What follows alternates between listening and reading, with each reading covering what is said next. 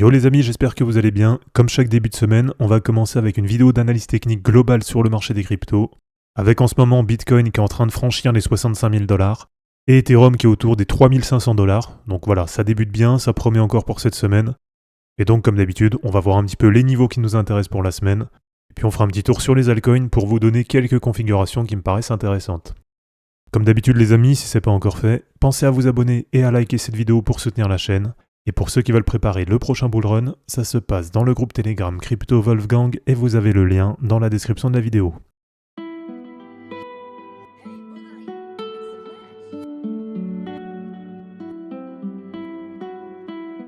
Alors on va déjà commencer rapidement par faire un petit tour sur les ETF les amis. Donc là je suis sur le site dune.com. Si ça vous intéresse, je mettrai le lien en description. On est actuellement quasiment à 65 000 $ sur Bitcoin. On a au total quasiment 4% de la supply de Bitcoin qui est dans les ETF. Et au 2 mars, donc là c'est des données qui sont arrêtées à samedi, il y avait au total 769 387 BTC qui étaient détenus dans les ETF. Et pour vous montrer que ça achète assez fort, par exemple si on se met au 18 février, on était à ce moment-là à 720 128 BTC. Donc en gros sur une quinzaine de jours, on a à peu près 50 000 BTC qui ont été achetés dans les ETF. Si vous voulez mon avis, comme je vous l'ai dit la semaine dernière, pour moi, tant que ça continue d'acheter sur les ETF, pour le moment, il n'y a pas forcément de raison que ça vienne à descendre sur Bitcoin. Et donc maintenant, voilà, si on doit viser une zone, comme je vous l'avais montré, on arrivait sur les derniers points hauts, en tout cas sur Ishimoku. On avait cette dernière résistance, dernier point haut du nuage, qui était autour de 52 400. Donc ce que je vous avais dit, c'était que si on breakait ce niveau, normalement, on allait faire un retest au moins du dernier point haut de mai 2021. Donc en gros, c'est un retest entre 61 et 64 000 $. Voilà, ça dépend si on prend la mèche ou pas. Comme on peut le voir, c'est exactement ce qui s'est passé. Dès qu'on a breaké ce niveau, donc tout simplement sur la semaine dernière, on a eu derrière une grosse bougie d'impulsion haussière et on est venu breaker ces niveaux. Et donc maintenant qu'on a clôturé au-dessus de ce niveau en hebdo, voilà, à voir cette semaine, mais maintenant ce qui paraît cohérent, c'est d'aller faire un nouvel ATH. En tout cas, graphiquement, il n'y a plus aucune résistance avant l'ATH. Et globalement, voilà, si je dois me mouiller un petit peu une nouvelle fois pour vous donner mon avis, et c'est d'ailleurs ce que j'ai partagé dans le groupe Telegram, je pense que ça peut monter entre 70 000 et 75 000, voire 80 000 vraiment si ça vient exploser, mais j'y crois un petit peu moins. Mais on va dire qu'entre 70 000 et 75 000, donc ce que j'ai mis ici en jaune tout simplement, pour moi, autour du halving, en tout cas sur ce premier semestre, on va dire, ça peut constituer un point haut. Non, voilà, je peux me tromper, ça peut continuer d'acheter sur les ETF, mais je pense que si on arrive dans ces niveaux, on aura une grosse prise de profit.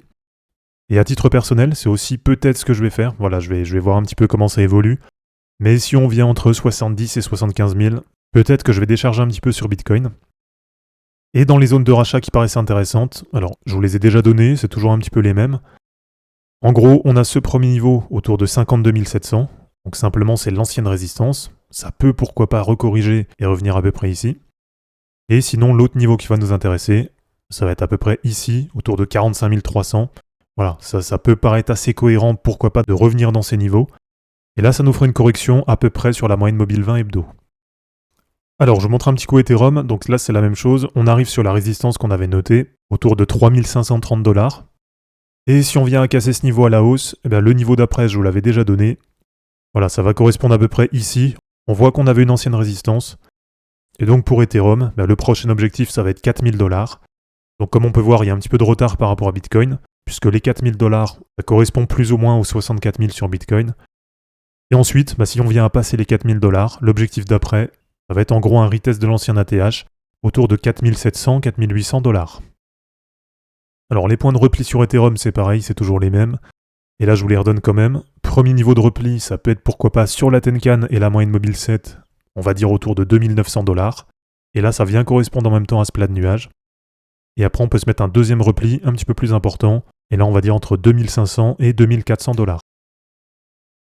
Alors, un petit point sur Kaspa. On va dire que ça fait quelques semaines que ça cale un petit peu. Vraiment très léger, puisqu'il y a à peine un mois, on a eu un nouvel ATH. En tout cas, sur la semaine dernière, on a eu pas mal de volatilité. Donc, on avait eu un retest de l'ancien support. Pour l'instant, ça a bien tenu. Donc, ça reste extrêmement positif. En tout cas, c'est vraiment ce que je pense sur Kaspa. Là, je vous ai mis les bandes de Bollinger. Donc, on a la bande haute qui est toujours assez ouverte à la hausse. On a la bande moyenne qui continue à monter. Donc ça, c'est important, ça nous fait un gros support. Donc pour l'instant, ce que j'envisage sur Kaspa, pourquoi pas, ça va être de revenir une nouvelle fois tester ce support. Donc on va dire autour de 0,15. Donc en gros, ça nous fait un retest de l'ancien ATH qu'on avait jusqu'à peu près au mois de novembre. Et le prochain objectif, voilà, tant qu'on a la bande haute qui continue à monter, bah pour moi c'est toujours très clairement défini, ça va être d'aller chercher l'extension 2,618 des cercles de Fibo. Et ça je vous l'ai déjà partagé plusieurs fois. Et donc à mon avis, d'ici quelques semaines, quelques mois, voilà, je ne serais pas étonné qu'on voit Caspa entre 0,25 et 0,30 $. Alors je montre une configuration que vous retrouvez aussi sur pas mal d'autres altcoins, on va dire, qui avaient bien performé et puis qui se sont un petit peu arrêtés. Et c'est notamment ce qu'on a sur INJ. Donc là c'est pareil, avec les bandes de Bollinger. Là sur INJ, en gros, on est à peu près dans les mêmes niveaux depuis mi-décembre. Et donc attention, puisque là on commence à avoir la bande de Bollinger haute qui se ferme. Là vous voyez bien la différence. Donc contrairement à celle de Caspa, où ça continue de monter un peu, bah là on voit que c'est en train de se refermer. Et par contre, là si la bande haute elle se ferme, on va dire que le mouvement qui a le plus de chances d'arriver, ça va être un mouvement à la baisse. Et sur INJ, bah, j'avais donné 2 niveaux de repli. Donc le premier c'était à 29 $. Et là c'est un niveau qui a été retesté mais vraiment très rapidement.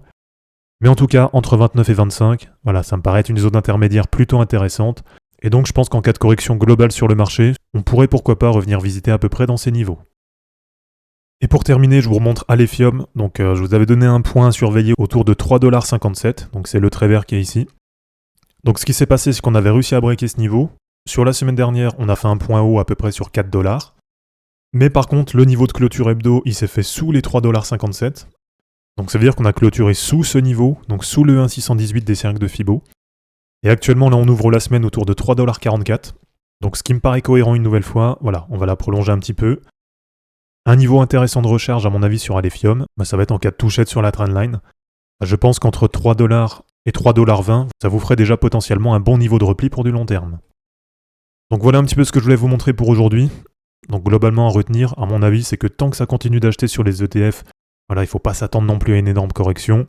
Et comme je vous l'ai dit, ça ne m'étonnerait pas que sur Bitcoin, on monte entre 70 000 et 75 000. Ce qui me paraît être déjà un niveau assez intéressant. Donc à mon avis, si on vient sur ces niveaux, personnellement, je vais décharger un petit peu. Et puis après, bon, il y a bien un moment où ça doit corriger. Donc s'il y a un niveau de prise de profit, ça pourrait pourquoi pas en point haut se jouer dans ces niveaux. Et donc après, je vous ai donné les différents niveaux qui peuvent pourquoi pas être intéressants en cas de correction.